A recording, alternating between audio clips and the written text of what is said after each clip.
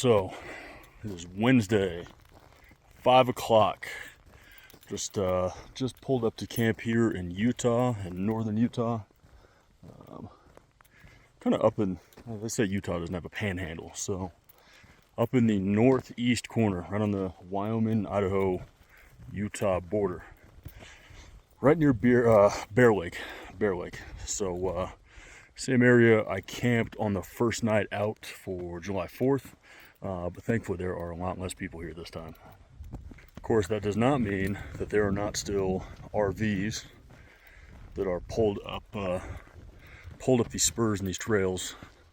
And son of a bitch, man, I cannot imagine pulling an RV up some of this stuff, but hey, where there's a will, there's a way. Now, getting ready for this trip has been interesting, to say the least. There's a lot of stuff that I found I wanted to improve upon from that July 4th run. The first issue is that there is no constant hot 12-volt plug. That's kind of an issue. Now, in olden days, if you have this issue, what you do is you turn your key forward to accessory, and there you go. You just leave it in accessory mode, right? Power on. Now, not the case. So, with the push button ignition and all of the 21st century tech and these ECUs, it times your accessory mode out after 15 minutes. This is a problem. I'll give you a scenario, one that I ran into a few times on that trip. Let's say, I don't know, I'm camping into Chutes National Forest last time, right? Going up to the Hood National Forest. Now, 2-hour drive, something like that, right? I roll out of town like 11 o'clock from Bend. I get up there in the middle of the afternoon. It's time to go fishing or hang out, read a book, do whatever. What ends up happening is I get to camp 1:30, 2 p.m. in the afternoon, without a way to run that 12-volt hot.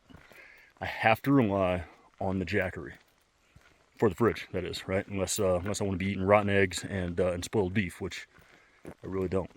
Now, I do have a 100-watt solar panel for the Jackery.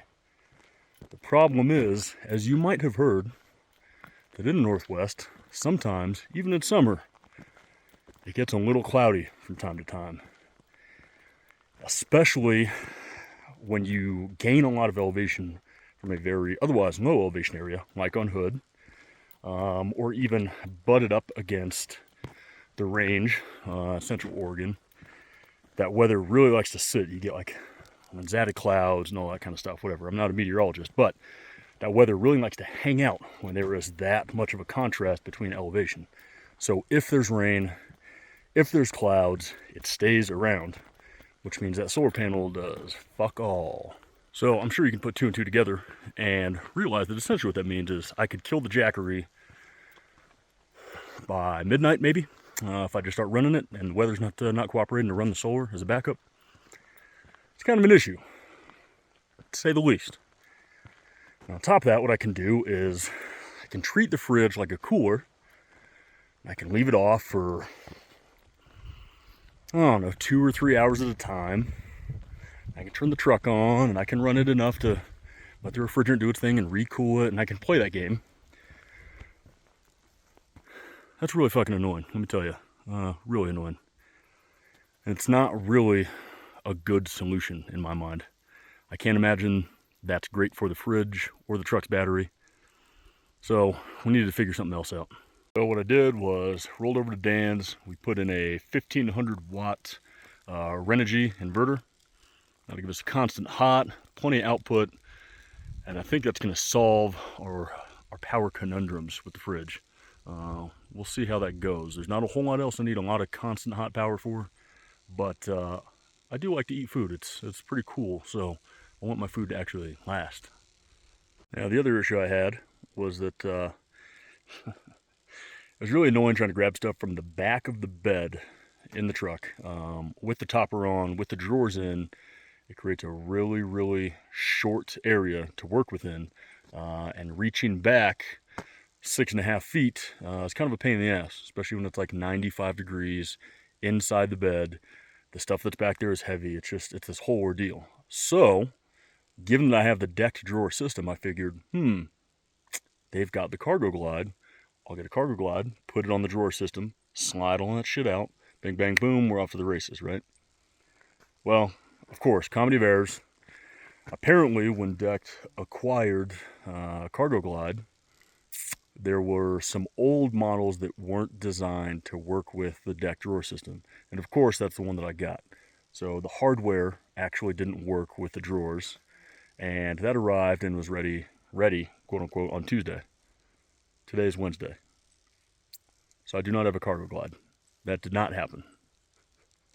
I'm not nuts about that, but whatever. Knock on wood. The stuff that's all the way to the back, obviously, is the stuff I need the least, theoretically. So tools and recovery gear, all that kind of stuff. So hopefully we don't have to pull that out. Well, we'll see. Now, the last thing I wanted to do was I was going to throw some ambers on, some amber LEDs.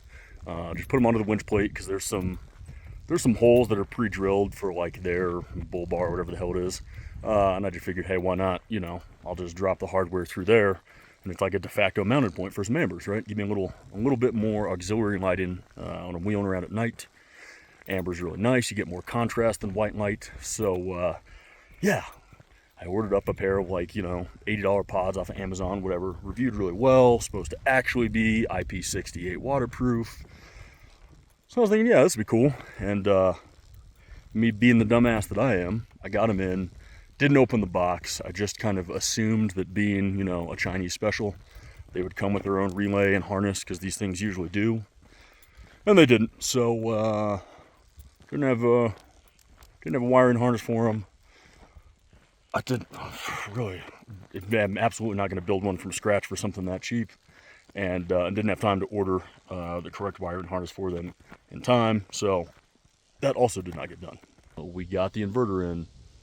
Everything else was a wash, but we're gonna make the most of it. All right, so I'm gonna get camp dialed in. I'm not doing any cooking tonight. I'm doing my first night slash long day on the road special, which is a Jimmy John sandwich that I'm gonna sit there and eat next to a fire. So we'll do that, but whip up something good in the morning. And until then, it'll just be chilling, drinking a couple beers, getting a good night's sleep, and picking back up to head at least to Idaho. Might even, not very far, to the Boise area. So what I'm tempted to do is get in there, hit the weight room tomorrow near Boise, and then just keep pushing, get over to the Oregon side, and maybe cut west just a little bit. We'll see. We'll see how that goes. We may hit a little bit of that Highway 20 desert and just hit some BLM land. We'll evaluate.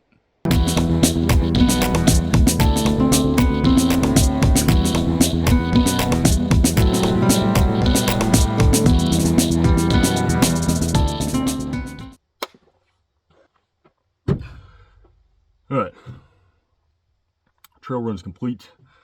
Just getting a little 10 minutes on, 10 minutes off, just ran some intervals, nothing crazy. But the whole way up is uphill, so get that heart rate working.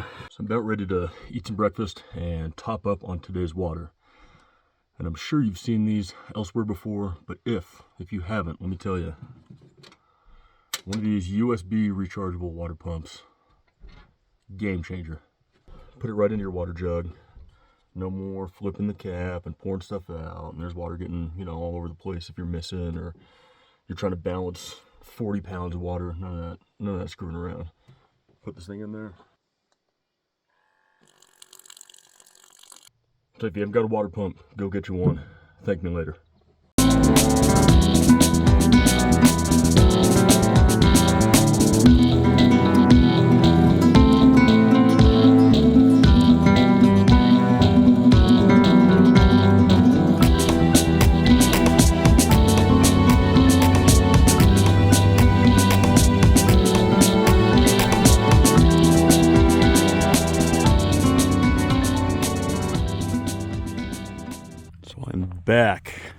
Back on kind of where Mall Hour National Forest and BLM land coalesce. Found the spot and looking at a topo that kind of overlooks the river, or at least is relatively close. I'm coming down these trails and having decent luck, but then this guy and this guy create a real problem because that truck is very tall, and with the kayak on there, I'm worried about tearing that shit apart. And if I've learned one thing in Oregon and Washington for that matter, it's that there are far too many trails for public land officials to maintain them with any sort of regularity. So if you start going down those trails and you're scraping the shit out of the truck or you're yanking stuff off the roof, it's only going to get worse from there. Assume the worst the minute the trail starts encroaching on your space. We're also bleeding daylight fast, so yeah, bird in the hand's worth two in the bush. Gonna double back and hit a little spot I saw coming in, and we'll remember this spot as a potential for the future. But for tonight, double back, find something that we know will work. All right, so I said I was gonna play it safe, take the known, and then I realized that would be setting a boundary. It can't be known as no known boundaries and be setting damn boundaries. So, split off on another spur, decided I'd go explore a little bit more, see what I could find, and, well,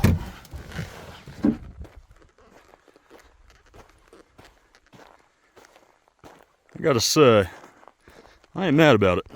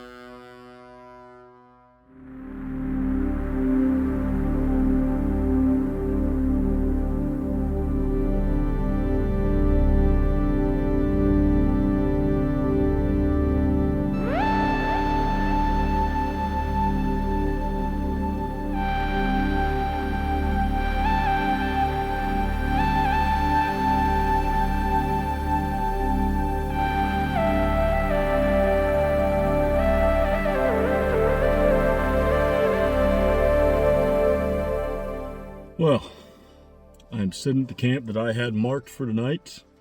It's one that I came to 3.5 years ago.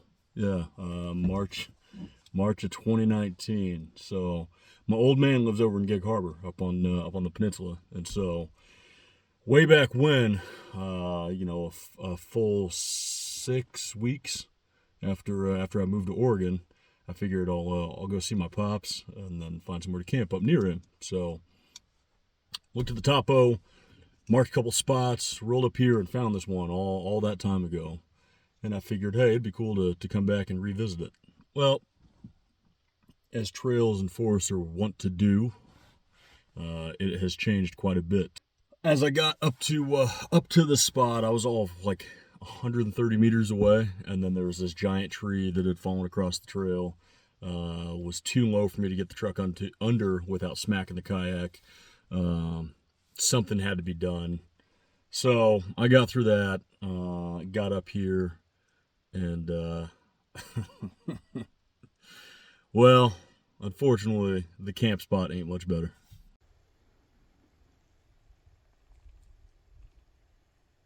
Now, someone's definitely been here in the last 3.5 years, as is evidenced by all of this fucking trash that's rotting away in here. And the fire pit used to be really cool, where these ferns are growing. There's like another little rock slab that you can see right back in there. And so yeah, you have your little fire right here. You could throw an easy up over where these ferns are growing, and you kind of have just a dope little spot to mill around and make like your camp. And then I parked my truck right over here last time. Seems like nature wants this area back, and who am I to deny Mother Nature? So we're gonna roll out here, see what else we can find, and this spot will be a cool memory. I don't know, maybe another couple of years I'll come back and see if anything's happened to it, see if the Forest Service wanted to retain it, or if it'll just kind of go back to its natural state. Who knows?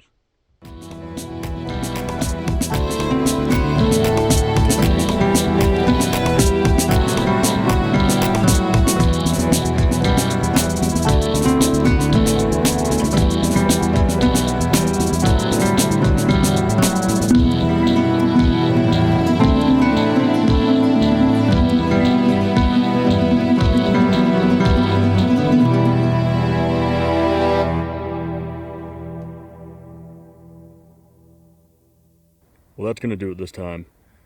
I'm going to end the video here. We'll make this a little intermission because tomorrow I've got a flight back to Colorado. I got to see the Lost Dog show and then a wedding on Friday. And I'll fly back here to my dad's place up here in Washington, and we'll pick back up. But I'm going to make that another video because I realize this one is already plenty long enough with me babbling, and didn't get into too much because I spent a couple nights just kind of hanging around Bend proper, and then a couple nights in Portland proper. So not too much action this time, but stay tuned because as soon as we pick back up, we got some good shit on the agenda for Labor Day proper.